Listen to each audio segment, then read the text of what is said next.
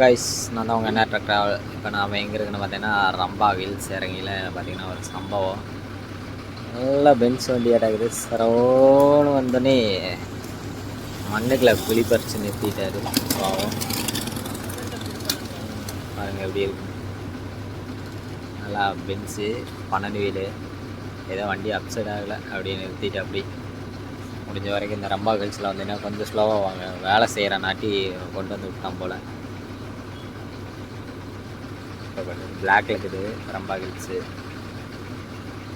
சரிங்களா.